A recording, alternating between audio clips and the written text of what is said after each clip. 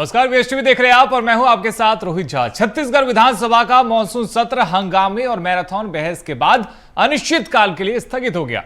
विपक्ष का लाया गया अविश्वास प्रस्ताव भले ही सदन में ध्वनि मत से गिर गया हो, लेकिन 15 घंटे तक चली इस बहस ने सूबे की सियासत को पूरी तरह से गरमा दिया है। अविश्वास प्रस्ताव के बहाने जहां पूर्व मुख्यमंत्री भूपेश बघेल ने कानून व्यवस्था, किसान और मोदी की गारंटियों को लेकर सरकार पर जमकर हमले किए, वहीं मुख्यमंत्री विष्णुदेव साय ने भी बेहद आक्रामक अंदाज में पलटवार किया। बस्तर में नक्सलवाद के खात्मे के श्रेय से लेकर पूर्ववर्ती सरकार के घोटालों तक सदन के भीतर शह और मात का यह खेल कैसा रहा, इसी पर करेंगे चर्चा। लेकिन सबसे पहले देखिए ये रिपोर्ट।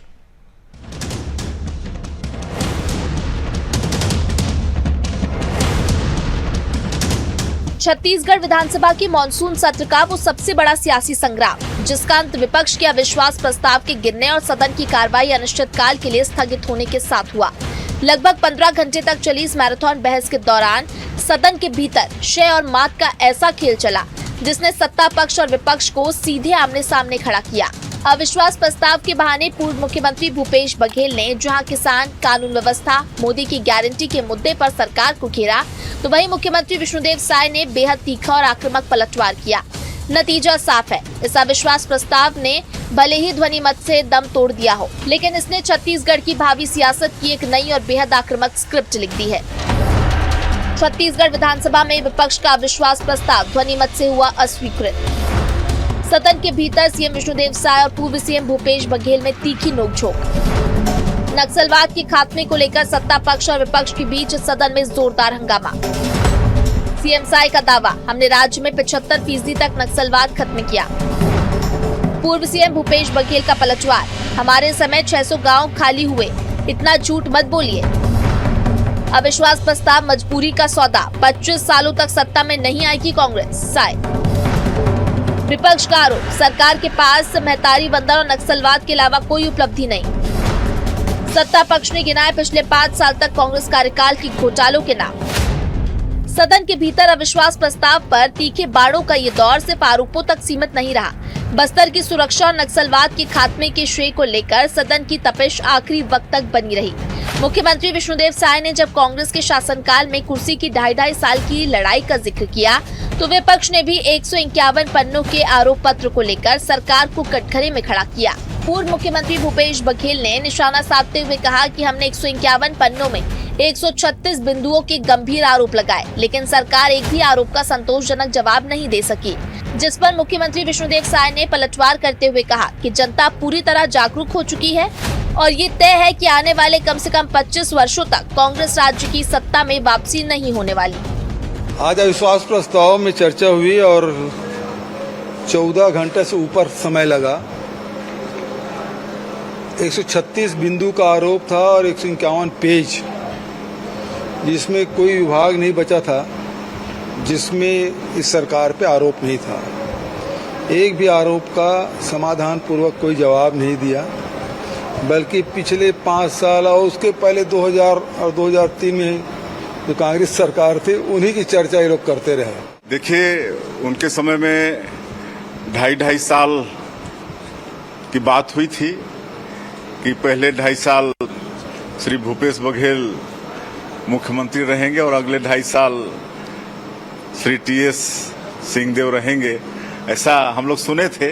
इनकी 5 साल तक 2.5 साल वाली कुर्सी की लड़ाई चलती रही, लेकिन इसका खामियाजा छत्तीसगढ़ की जनता को भुगतना पड़ा। छत्तीसगढ़ विधानसभा की कार्रवाई भले ही अनिश्चितकाल के लिए स्थगित हो गई हो, लेकिन 15 घंटे की इस बहस ने दोनों ही पार्टियों के इरादे साफ कर दिए हैं। सत्ता पक्ष जहां 2.5 साल की उपलब्धियां समेत अपनी महतारी बंधन योजना और नक्सलवाद पर कड़े प्रहार के दम पर विपक्ष के हर बार को नाकाम करने का दावा कर रहा है, वहीं विपक्ष ने भी अविश्वास प्रस्ताव के जरिए ये साफ कर दिया है कि वो सरकार को आसानी से वॉकओवर देने के मूड में नहीं है। अविश्वास प्रस्ताव की ये जंग भले ही सदन के भीतर शांत हो गई हो, लेकिन सूबे की सड़कों पर छिड़ने वाली सियासी दंगल में इसके तीखे तेवर आने वाले 25 सालों की सियासत की दिशा तय करेंगे। वीएसटीवी के लिए शिवम दुबे की रिपोर्ट। तो रिपोर्ट आपने देखी। आज इसी विषय पर करेंगे चर्चा। हमारे साथ में 3 बेहद ही खास मेहमान जुड़ गए हैं। मेहमानों से आपका परिचय करवा देते हैं। हमारे साथ में बीजेपी से निशिकांत पांडे जी जुड़े हैं। निशिकांत जी, बहुत स्वागत है आपका। साथ ही हमारे साथ में कांग्रेस से आशीष यादव जी जुड़े हैं। आशीष जी, आपका बहुत स्वागत है। साथ ही हमारे सहयोगी शिवम दुबे भी हमारे साथ में चर्चा में रहने वाले। शिवम, आपका भी बहुत स्वागत है। सबसे पहले शिवम, आप ही के पास में आते हैं और दर्शकों को एक बार जरा बता दीजिए 15 घंटे के दरमियान क्या क्या हुआ, कौन से बड़े आरोप प्रत्यारोप लगाए गए, कितना हंगामेदार ये रहा। बिल्कुल रोहित, देखिए, जब कल सदन की कार्रवाई शुरू हुई तो सबसे पहले जो प्रश्नकाल से शुरुआत होती है सदन की कार्रवाई, वही प्रश्नकाल हुआ। उसमें कई मुद्दे गूंजे, लेकिन उसके बाद जैसे ही शून्यकाल शुरू हुआ और जो पत्र थे, जो विधेयक थे, जो शासकीय कार्य थे, उनके बाद अविश्वास प्रस्ताव डॉक्टर चरणदास महंत, जो कि नेता प्रतिपक्ष हैं, उन्होंने लाया और उसके बाद लगभग 2 घंटे से ज्यादा तक उन्होंने अपने आरोप पत्र को लेकर के टिप्पणियां की। आरोप पत्र को लेकर के जो 151 पेज का था और लगभग 136 बिंदु जिसमें थे, उसको लेकर के उन्होंने पूरी बातों को रखा और ये बताने की कोशिश की कि सरकार हर क्षेत्र में ठीक से काम नहीं कर रही है। जो विपक्ष है या छत्तीसगढ़ की जो जनता है, उनका विश्वास सरकार के प्रति नहीं है, इसलिए अविश्वास प्रस्ताव लाया गया है। इसके बाद अजय चंद्राकर को बोलने का मौका मिला। उन्होंने अविश्वास प्रस्ताव के खिलाफ इस पूरे वाक्य को अपने कहा है और उन्होंने ये बताया है कुल मिलाकर के कि 5 सालों की सत्ता में, यानी कि पिछली जो 5 साल की सरकार रही है 2018 से लेकर के 2023 तक, उसमें कैसे घोटाले किए गए और इसके साथ साथ उन्होंने ये भी बताने की कोशिश की कि 2.5 साल में सहायक सरकार और सुशासन और पारदर्शिता की जो बात होती है वो किस तरीके से जमीनी स्तर पर उतर चुकी है और जनता का कैसे भरोसा जीता जा रहा है। इसी तरीके से लगातार वक्ता रहे, विधायक अपनी अपनी बात रखते रहे। सत्ता पक्ष के विधायक अविश्वास प्रस्ताव के खिलाफ में दिखे, वही विपक्ष के विधायक अविश्वास प्रस्ताव के समर्थन में दिखे। लेकिन सबसे आखिरी में जब पूर्व सीएम भूपेश बघेल की बोलने की बारी आई तो उन्होंने बहुत तीखा हमला बोला। उन्होंने पूरे किसानों के मुद्दों से शुरू करके और पूरी कानून व्यवस्था समेत मोदी की गारंटियां और लगभग 1.5 घंटे का भाषण पूर्व सीएम भूपेश बघेल ने भी सदन के अंदर दिया। उन्होंने भी आरोप लगाए और उसके बाद सदन के नेता मुख्यमंत्री विष्णुदेव साय ने जब पलटवार करना शुरू किया तो वहां पर जो एक हैरत भरी निगाह थी सबकी सदन के अंदर, वो कहीं ना कहीं देखने को मिली, क्योंकि बहुत तीखा और जिस तरीके से जो लहजा बताया जाता है मुख्यमंत्री विष्णुदेव साय का, वो नहीं बल्कि एक आक्रामक तेवर देखने को मिला। जबकि सरल सौम्य बताए जाते, लेकिन विपक्ष को भी शायद ही इस जो तेवर है मुख्यमंत्री के उसकी उम्मीद रही होगी। लेकिन पूरे 1.5 घंटे तक उन्होंने भी तमाम चीजों को बताया, आंकड़े पेश किए कि उनकी सरकार ने 2.5 सालों में क्या किया। लेकिन अगर इस पूरे मसले को देखा जाए, अविश्वास प्रस्ताव को देखा जाए, तो आपको यह समझ में आएगा कि एक नैरेटिव सेट करने की जंग अभी से शुरू हो चुकी है और ये छत्तीसगढ़ की सियासत में एक बेहतरीन और बहुत जो इंटरेस्टिंग मुद्दा बोलना चाहिए, इंटरेस्टिंग राजनीति जो है वो उस मोड़ पर पहुंच चुकी है। क्योंकि अविश्वास प्रस्ताव से विपक्ष ये साबित करने की कोशिश कर रहा है कि अब चुनाव की घड़ी नजदीक है और ऐसे में सरकार को सेटल होने का या बीजेपी को सेटल होने का कोई भी मौका नहीं देना। लेकिन जब दूसरी तरफ आते हैं, अपन सत्ता पक्ष की ओर देखते हैं, तो उनका ये नैरेटिव सेट करने का वो रहा है जिसमें पूरे 5 साल में जो घोटाले किए और उसके साथ साथ जो 2.5 साल में शायद सरकार ने काम किया, प्रधानमंत्री नरेंद्र मोदी की गारंटियों को पूरा करने का काम किया, उसे उसके जरिए विपक्ष को बैकफुट में ढकेलने की कोशिश की गई। तो कुल मिलाकर के बहुत इंटरेस्टिंग ये मोड़ है जब छत्तीसगढ़ की सियासत में अविश्वास प्रस्ताव की चर्चा हुई। हालांकि अविश्वास प्रस्ताव सदन में बहुमत के ध्वनि मत से गिर गया, लेकिन ये पहले से सबको पता था कि जो आंकड़ा है, जो सदन में आंकड़े हैं, विधायकों की जो संख्या है वो ज्यादा है, यानी कि उस पर किसी को संदेह नहीं था कि अविश्वास प्रस्ताव गिरने वाला है। लेकिन कुल मिलाकर के नैरेटिव सेट करने की जो जंग थी वो कहीं ना कहीं देखने को मिली और विपक्ष के तेवर को देखा जाए या सत्ता पक्ष के तेवर को देखा जाए तो बहुत इंटरेस्टिंग मोड़ पर आक्रामक अंदाज में सत्ता पक्ष और विपक्ष दोनों ही नजर आया है। निशिकांत पांडे जी, विपक्ष सवाल आपसे कर रहा है कई सारे विषयों को लेकर के। देखिए, वो तो कह रहे हैं कि 135 से ज्यादा उनके पास में बिंदु है जिसको लेकर वो सरकार को घेर रहे हैं। फिर क्यों विष्णुदेव साय ये कह रहे हैं कि भाई अगले 25 साल तक कांग्रेस पार्टी सरकार में नहीं लौटने वाली है? जी, आपको दोनों भाई को समझा दूंगा। देखिए, जिस प्रकार से कांग्रेस पार्टी अविश्वास प्रस्ताव लेके आई, तो रोहित जैसा लगता है जिसके पास जो चीज होता है वही लगाता है। इस प्रकार से जनता के बीच में कांग्रेस के प्रति अविश्वास, इंडी गठबंधन में कांग्रेस के प्रति अविश्वास और कांग्रेस में कांग्रेसियों के प्रति अविश्वास कारण से इन्होंने अविश्वास प्रस्ताव लेके आए। लेकिन मुझे क्या लगता है कि अंधकार के भय दिखाकर टॉर्च बेचने का जो ये कांग्रेस पार्टी का प्रयास था बिल्कुल असफल रहा और मुंह दिखाए। रही बात की आपने बताया कि इतने मुद्दों पे विपक्ष वो चर्चा चाहते हैं या घेरना चाहते हैं। मैं तो कहता हूँ प्रदेश की जनता आपके समक्ष है, चाहे 23 हो या 24 हो, दोनों वर्षों में लगातार कांग्रेस पार्टी मुंह दिखाई, यहाँ तक नगर निगम और ग्राम पंचायत में भी। लेकिन महत्वपूर्ण बिंदु क्या आता है कि मुद्दा विहीन कांग्रेस पार्टी अगर इस प्रकार से प्रयास करने का कर रही है तो मेरा महत्वपूर्ण बिंदु आता है कि जब लाल आतंक बस्तर मुक्त होता है तो कांग्रेस पार्टी का जो रोल मॉडल होता है वो हिड़मा होता है, वो जमीन की लड़ाई लड़ता है। ऐसा भूपेश बघेल भी करे और अटल श्रीवास्तव भी करे।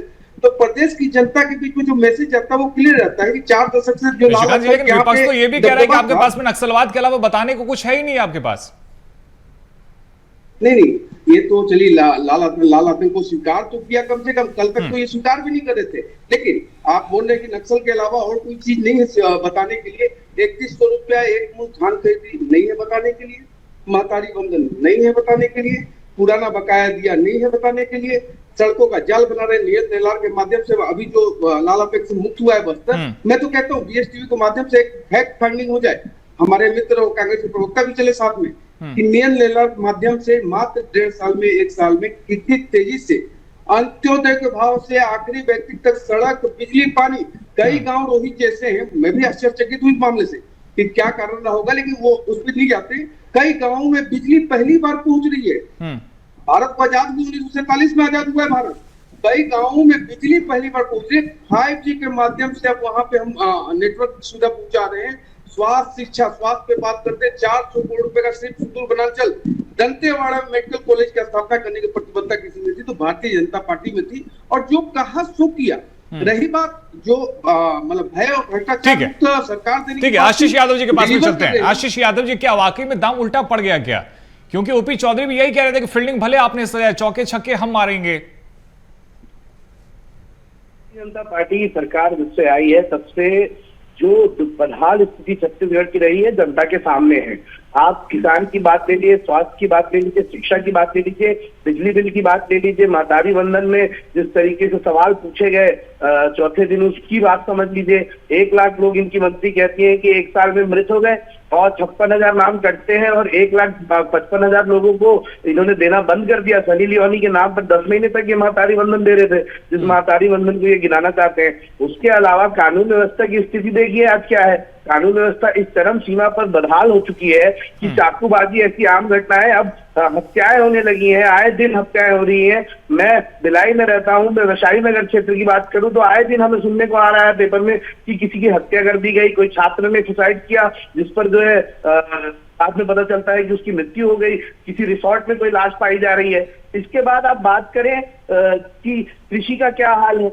जब ये लोग धान खरीदी कर रहे थे तब कितनी खराब स्थिति थी, कितने करोड़ों के धान चूहे खा गए इनके यहाँ। और एडमिनिस्ट्रेटिव फेलियर का तो बहुत बड़ा एग्जाम्पल शुरू से सेट हो रहा है, चाहे हम बलौदा बाजार में देख लें, चाहे हम अभी नकटी गांव में बिना व्यवस्थापन के जो घर तोड़े जा रहे हैं, बेघर किया जा रहा है लोगों को, और वहां पर मीडिया को रोका जा रहा है, प्रेस की फ्रीडम को छीना जा रहा है, पत्रकारों पर FIR की जा रही है। सारी चीजों से देश में ये लोगों ने पेपर लीक कर दिया और पूरा देश परेशान है।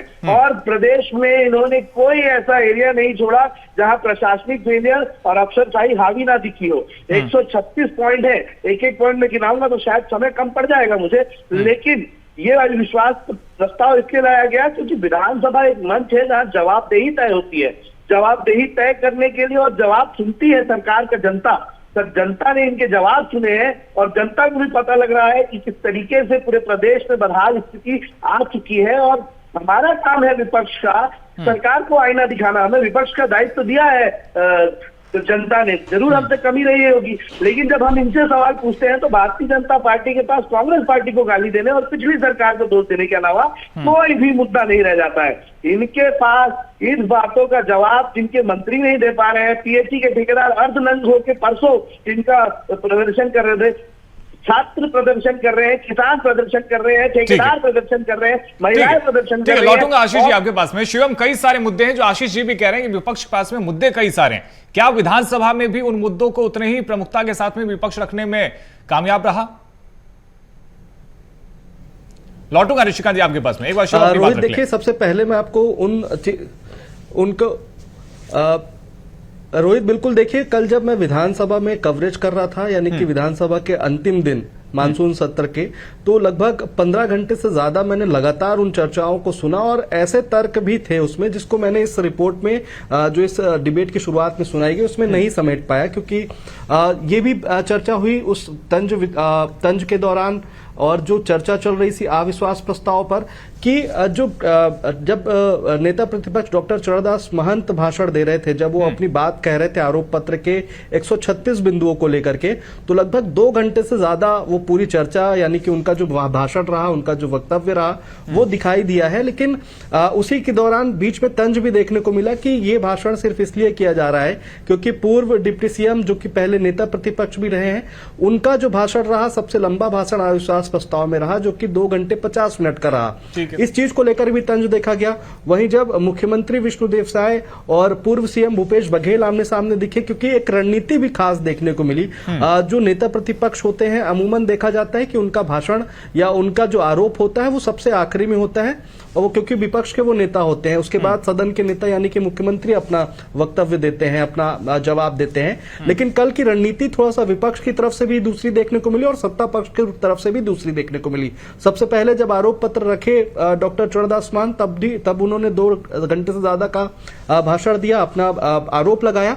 लेकिन उसके बाद जब सबसे आखिरी में भूपेश बघेल को बोलने का मौका मिला, तब उन्होंने तमाम आरोप लगाए, नक्सलवाद को लेकर के उन्होंने बात कही, पीएम मोदी की गारंटियों को लेकर के उन्होंने बात करी, तमाम जो आरोप थे, और बहुत तीखे तेवर में उन्होंने भी पूरा सदन के अंदर भारी गंभीर माहौल बना दिया था, इतने तीखे आरोप वो लगा रहे थे। लेकिन जब सदन के नेता यानी कि मुख्यमंत्री बोलना शुरू किए, तो उन्होंने सीधे, क्योंकि कई बार इस बात का भी जिक्र हुआ सदन के अंदर कि उनको वो दिया जाता है, वो यानी कि मुख्यमंत्री इस बात को बोलते हैं जो उन्हें लिख कर दिया जाता है, तो उस चीज का जवाब देते हुए मुख्यमंत्री सीधे विपक्ष की तरफ देख करके बात कर रहे थे, जिसके बाद और भी गंभीर माहौल था और भी जो सियासत की गर्माहट थी वो महसूस की जा सकती थी, क्योंकि सीधे मुख्यमंत्री पूर्व मुख्यमंत्री को जवाब दे रहे हैं, जो आरोप लग रहे हैं वो सीधे मुख्यमंत्री आमने सामने हैं। तो कहीं ना कहीं बेहद दिलचस्प मोड़ था जब अविश्वास प्रस्ताव के जरिए अपने अपने नैरेटिव को सेट करने की कोशिश दोनों पक्ष कर रहे थे।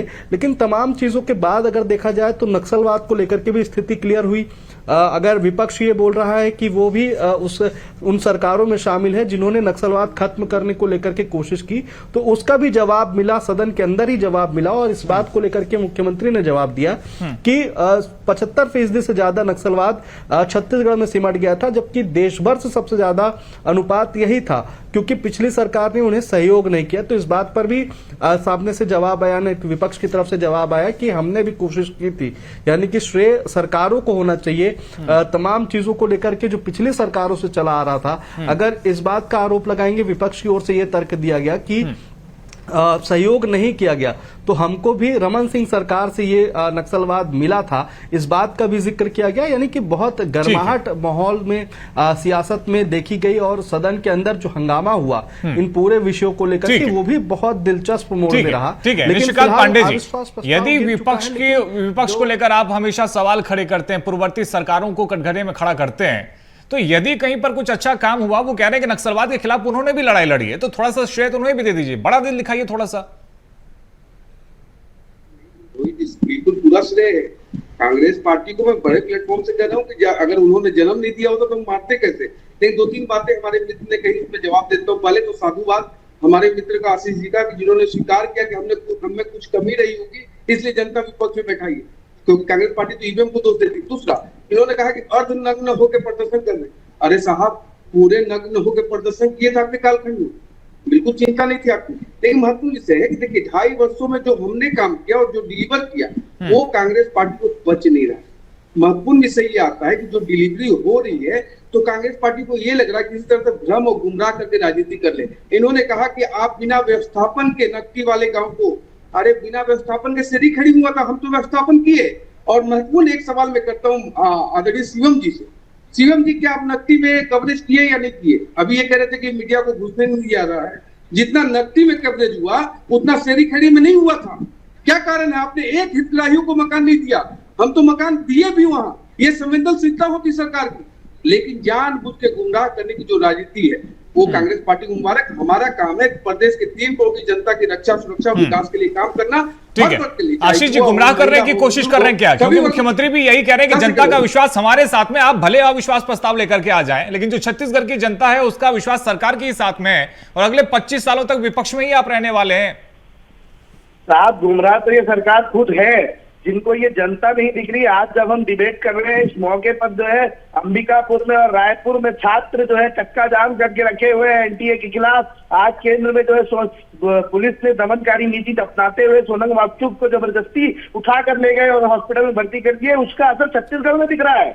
तो आशीष जी, किसी को मरने के लिए थोड़ी छोड़ दिया जाएगा। अगर अनशन वो समाप्त नहीं कर रहे थे तो ये तो नॉर्मल होता है ना सर। आपकी भी सरकार में ऐसा होता रहा है कि अगर कोई अनशन पे बैठा हो और यदि अनशन समाप्त ना हो रहा हो तो फिर पुलिस उसको हॉस्पिटल ही लेकर के जाती है।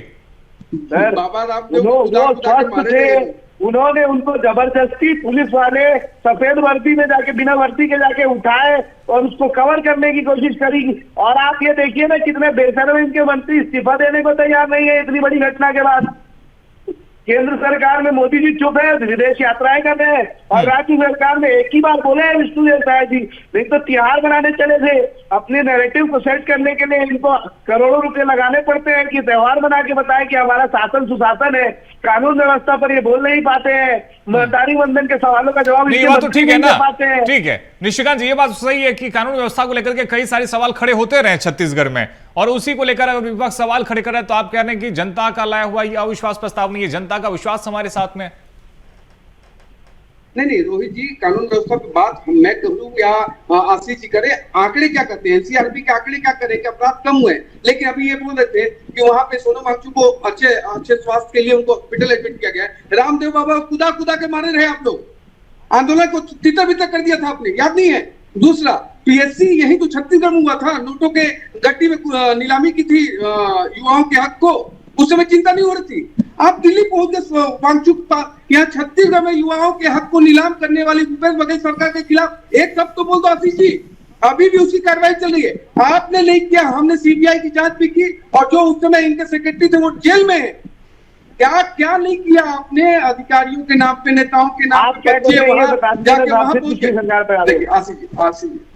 आशीष जी वही तो बता रहा हूँ, आप बहुत लंबी फहरिस्त है, आधे घंटे तो समेट वो नहीं होगा समझ। लेकिन मेरा महत्वपूर्ण विषय ये है कि कांग्रेस पार्टी अधिकार का भय दिखा के टॉर्च बेचना बंद करे। अब प्रदेश की जनता या देश की जनता कांग्रेस के झांसे में नहीं आने वाली। ठीक है आशीष जी, 10 सेकंड में अपनी बात पूरी कर लीजिए। देखिए, हम चाहते हैं कि विपक्ष 136 बिंदुओं पर जो है सरकार गौर करे। विपक्ष ने जो आरोप लगाए हैं अविश्वास प्रस्ताव में, उन बिंदुओं पर कार्य करे, जहां कमी रह गई उसको सुधारे। अन्यथा जो है हम इनका विरोध करते रहेंगे, सड़क पर भी और विधानसभा में भी। सरकार का काम है कि विपक्ष की आवाज को सुने और सुधार करे, ना कि केवल और केवल विपक्ष पे राजनीति करने की कोशिश करे। छत्तीसगढ़ की जनता एक आज से, एक सम्मान से और एक उम्मीद से देखती है सरकार को, और अगर सरकार इन सारे बिंदुओं को केवल और केवल नकार देगी तो निश्चित रूप से जनता भी इन्हें आगे नकार देगी। ठीक है शिवम, 28 का टीजर भी एक विधानसभा के भीतर नजर आया क्या? क्योंकि अगर इतने सारे आरोप लगाए गए हैं, दूसरी तरफ मुख्यमंत्री भी अगर ये कह रहे हैं कि देखिए आप भले कितने भी आरोप लगा लीजिए, जनता हमारे साथ में है और अगले 25 सालों तक आप विपक्ष में ही रहने वाले हैं, तो क्या 28 का भी टीजर एक लॉन्च कर दिया गया विधानसभा में?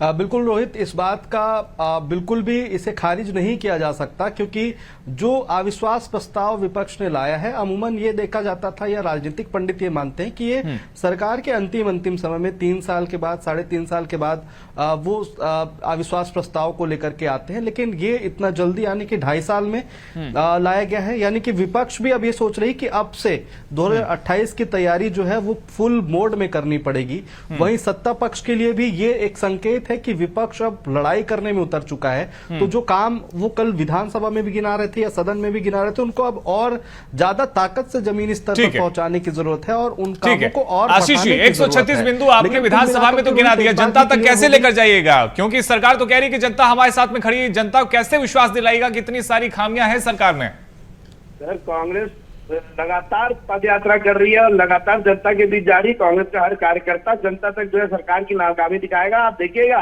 कि इनके मुख्यमंत्री क्यों आज बौखलाए हुए थे, क्यों इनका रवैया बदला हुआ था, क्योंकि उनको आदेश ऊपर से आने वाला है कि वो बदलने वाले हैं। सत्ता के गलियारों में तो इस बात की चर्चा तेज है कि मुख्यमंत्री बदल दिया जाएगा, मंत्रिमंडल में बदलाव के कयास लगाए जा रहे हैं, इनके मंत्री आए दिन बुलाए जा रहे हैं, इनकी मीटिंग रात को 8 बजे अचानक मुख्यमंत्री मंत्रियों को बुला लेते हैं। सच्चाई ये है मुख्यमंत्री बदलने वाला, ये तो मुझे लगता है निशिकांत पांडे जी को भी जानकारी नहीं होगी। कांग्रेस पार्टी के पास जानकारी पहुंच चुकी है। निशिकांत जी 10 सेकंड में जल्दी से जवाब दे दिए, चर्चा समाप्त करना होगा, समय की कमी है सर। नहीं, आशीष जी ने ठीक कहा कि पद की यात्रा करने के लिए पूरे कांग्रेसी दिल्ली यात्रा कर रहे हैं, लेकिन जो बदलने की बात है वो दीपक बैस साहब के बदलने की बात है और किसी के बदलने की बात नहीं है। बताओ अगले हफ्ते तक रहेंगे दीपक बैस साहब आपकी प्रदेश में, रहेंगे या नहीं रहेंगे? यही बड़े चैनल में बता के देना जी। आपके हट रहे हैं, बिना कार्यकाल खत्म हुए। कभी स्वीकार लिया, आप स्वीकार लिए, आप स्वीकार कर लिए कि दीपक बैस हट रहे हैं। वाह, बहुत बढ़िया। कार्यकाल बदलेगा, कालखंड खत्म हो गया, नया उनका कालखंड खत्म हो गया तो हटेंगे। क्या पता हुआ दोबारा लेकिन आप सोनिया गांधी जी का कालखंड कभी खत्म नहीं हुआ। सोनिया गांधी जी का मुख्यमंत्री जी नहीं बदल रहे क्या? वो तो जब तक मर्जी रही तब तक बनी रही। क्या कारण था कि दीपक बैस ठीक है, अविश्वास प्रस्ताव पर 15 घंटे तक चर्चा चली है, लेकिन हमारे पास केवल आधे घंटे का ही समय था और इसी में हमें समेटना था। नहीं, आप दोनों को ही रोकना पड़ेगा सर, समय की कमी है। बहुत शुक्रिया निशिकांत पांडे जी, साथ ही आशीष यादव जी आपका और शिवा का भी हमारे साथ में जुड़ने के लिए। तो देखिए, अविश्वास प्रस्ताव पर 15 घंटे का मैराथन चर्चा चली और इस पे बहस भी कई सारे बिंदुओं को लेकर के किया गया है। वहीं दूसरी तरफ देखिए, अब विपक्ष ने स्पष्ट कर दिया है कि विधानसभा में जिस तरह से हमने 136 बिंदुओं पर सरकार को घेरा है, इस मुद्दे को लेकर हम अब सड़क पर भी उतरने वाले हैं और आगे भी इस मुद्दे को लेकर के हम हमलावर रहने वाले हैं। वहीं दूसरी तरफ सरकार ने भी स्पष्ट कर दिया है कि प्रदेश की जनता हमारे साथ में है। प्रदेश की जनता किसके साथ में है, ये आने वाले वक्त में तय हो जाएगा। फिलहाल इस चर्चा में इतना ही। खबरों का सिलसिला जारी है, आप देखते रहिए BSTV। नमस्कार।